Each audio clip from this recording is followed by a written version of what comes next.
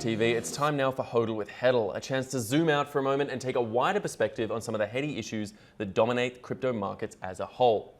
And to guide us on this journey of discovery, we're joined by Bitcoin influencer and thought leader Dan Held, Director of Business Development at Kraken. Dan, thanks so much for joining us. Thanks for having me. All right, so to kick off this week, Dan, we've had some interesting news coming out about ongoing investigations taking place regarding Telegram, most notably reports that we've heard here at BlockTV from our sources inside Telegram telling us that FinCEN, the US Treasury Department's Financial Crimes Investigation Unit, is going after them and potentially threatening to block them before they even get off the ground with the Telegram open network. Dan, what do you make of all this, and do you think this is the death cry for Telegram if this investigation and U.S. regulatory crackdown goes ahead? Well, what was funny is with all of these ICOs, there was always a weak point. There's always a weak point in all of these ICOs where they yell and talk about decentralization, but then you're like, wait a second, isn't the Telegram app in a centralized app store like Apple? I don't know what they were planning on doing. I mean, like if you're gonna brush against the U.S. government and then be like, oh wait, you can just take our app down. I think it was pretty ridiculous that most of these ICOs just kind of threw out all these regulations and just hopped right in without without considering these sort of considering why Bitcoin was created to be as decentralized as possible. Is that the only way to survive state-level attacks is to be decentralized. And with TON, we're seeing the U.S. Treasury and FinCEN come down on the money transmission aspect.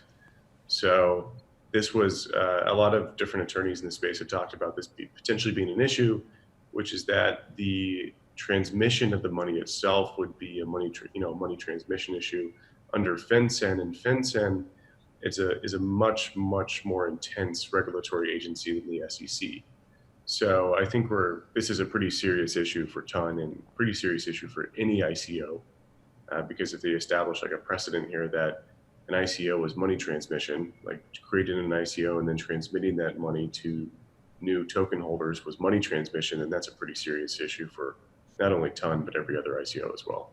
Right, certainly it does seem like it will be a huge issue moving forward, and particularly for those other, I guess as you say, centralized organizations, or at least relatively much more centralized organizations than Bitcoin, which is almost all ICOs going ahead, that they will face these same concerns, which is something we're seeing more actively playing out in the United States at the moment with the Libra project, which is facing intense regulatory scrutiny, and where Telegram was able to sort of skirt under the radar, at least for a while, Libra is having no such luck. And it's interesting to note, and I think something you touched on a bit there, Dan, that up until now, while privacy and data security concerns have been problematic with Facebook, with Telegram, with a number of different companies in regards to sort of from regulators' perspectives, when you get into that money element, when you get into that money moving and potential money laundering and criminal sort of elements involved, regulators seem much more willing to bring out their bite. Totally. Yeah, I think it's a different type of beast. The SEC is a much different regulatory agency than these other ones. With Libra, I think they've decided to take these regulatory issues head on, which I like because it'll show how difficult it is to create, bootstrap, and launch currency.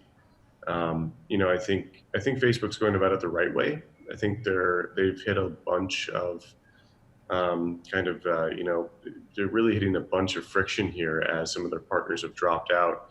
But I'm interested to see how much money Facebook is willing to deploy to launch this.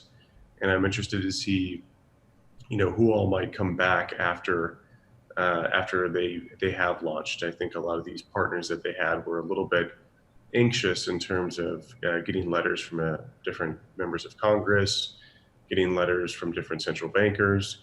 So I'm excited for Facebook to give it a shot. I've said before on HODL with HEDL that I think Libra increases the awareness of cryptocurrency to where if people challenge the nature of money printing, so they realize that entities other than their government can print money, like a company or a decentralized currency, then that's a good thing, because Libra is not taking on Bitcoin, just like Visa isn't taking on gold.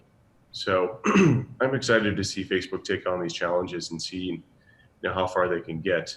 But it's also not at all surprising that it happens. It's they're taking on every single regulatory agency in the world, right? So that's a lot of friction to overcome, whereas Bitcoin doesn't really believe in that, and Bitcoin inherently goes, my software is open source, free, and accessible to anyone in the world. People are free to transact as they'd like, and you can launch and bootstrap a network, and the social scalability of that network is much higher with no built-in regulatory friction inside the protocol itself.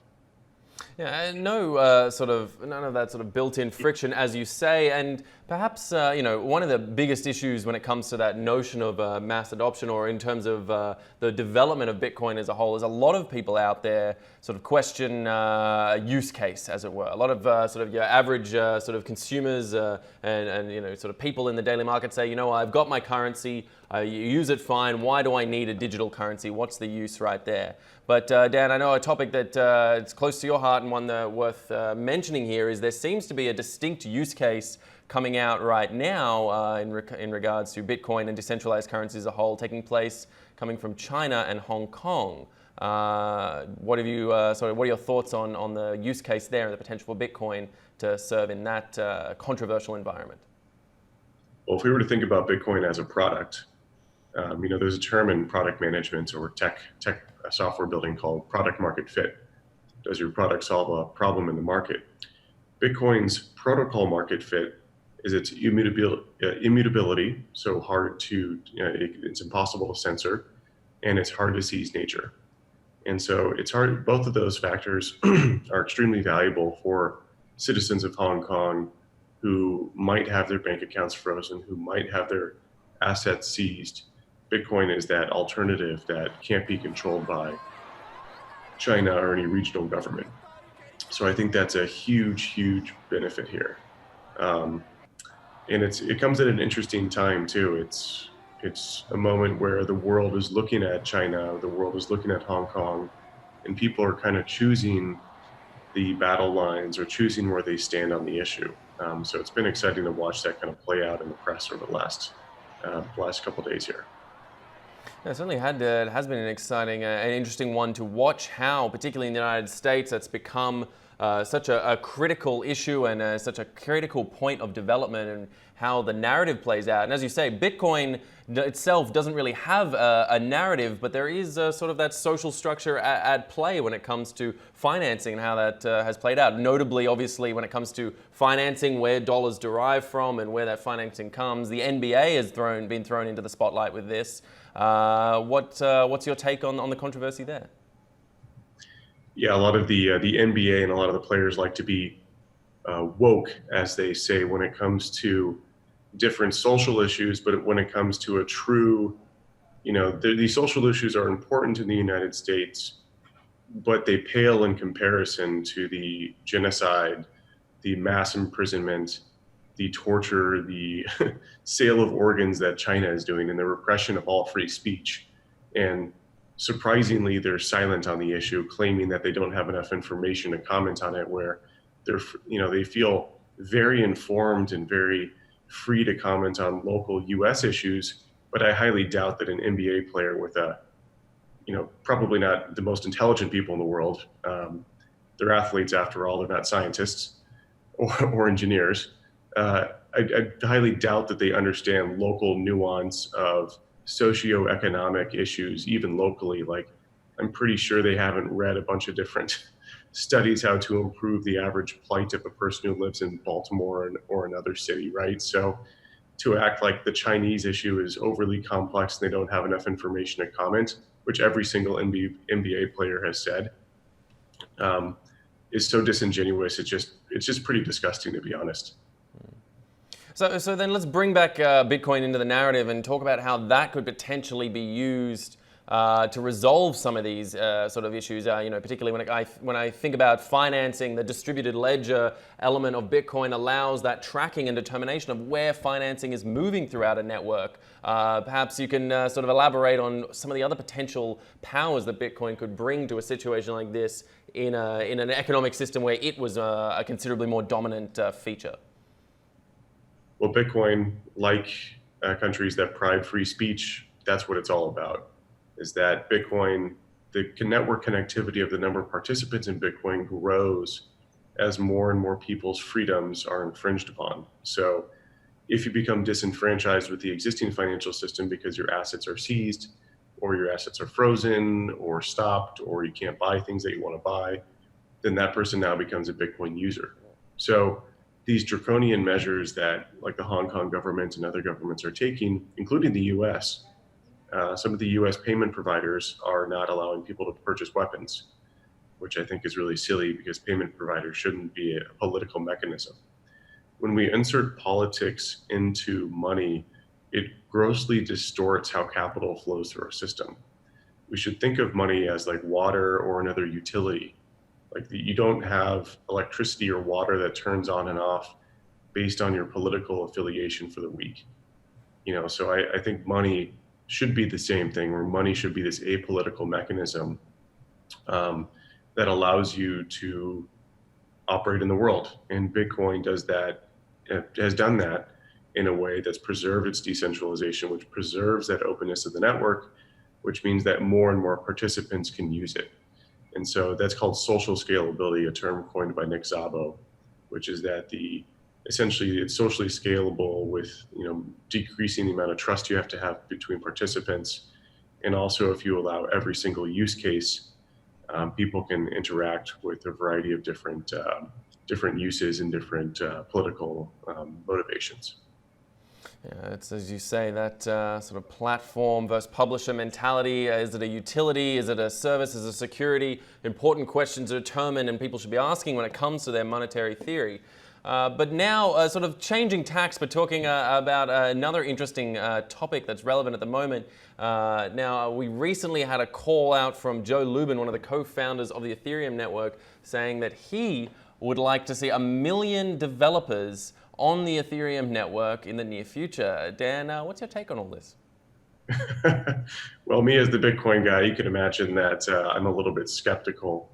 I also find it really funny that he claims Ethereum currently has 200,000 developers. I've never seen a space in tech before, which I've worked in ride sharing and drones in addition to crypto. I've never seen a space in tech before have more developers than users. So, I think 200,000 Ethereum developers. Last time I haven't checked DApp Radar or any of these the active user metrics for DApp platforms, but I'm quite sure they don't have over 100,000 daily active users combined. So one, that's pretty hilarious that there's more developers than users. And two, given a rational framework for understanding how products are built, being in Silicon Valley, building a few successful mobile products before this, working on successful crypto companies, working at one of the biggest tech companies in the world, by now Ethereum would have found product market fit or protocol market fit with 100,000 developers. You're telling me that 100,000 developers can't produce an application that finds product market fit? Well, either 100,000 developers are grossly incompetent, or there's just a tremendous misallocation of work trying to build something that no one wants. I find it bizarre that people go, well, maybe 200,000 developers can't solve the problem, so we need 1 million.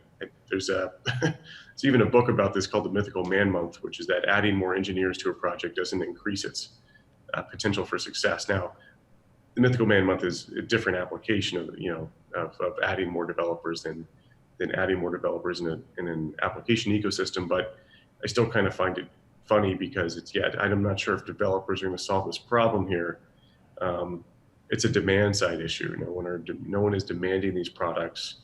These developers are building shiny applications, hoping that people come by and think that they're useful. But they should really step back and use basic product building mindset, which is, am I building a solution that someone wants? That's basically it. Will someone pay for the solution? Will someone use the solution? That's all we have to think about when we're building protocols or products, is will someone use this? Is this being useful for someone? Look, I like decentralization. I like new ideas. I like shiny things too. But we have to be really, really empathetic towards the end user and find and build products that solve those problems that are really, really deep for them.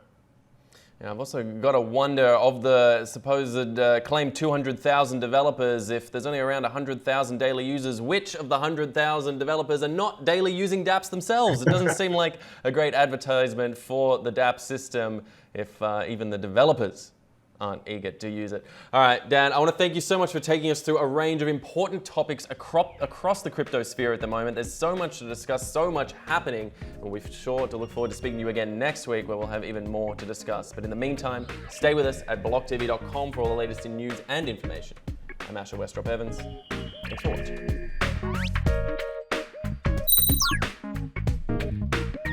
For more news and updates, follow us on Twitter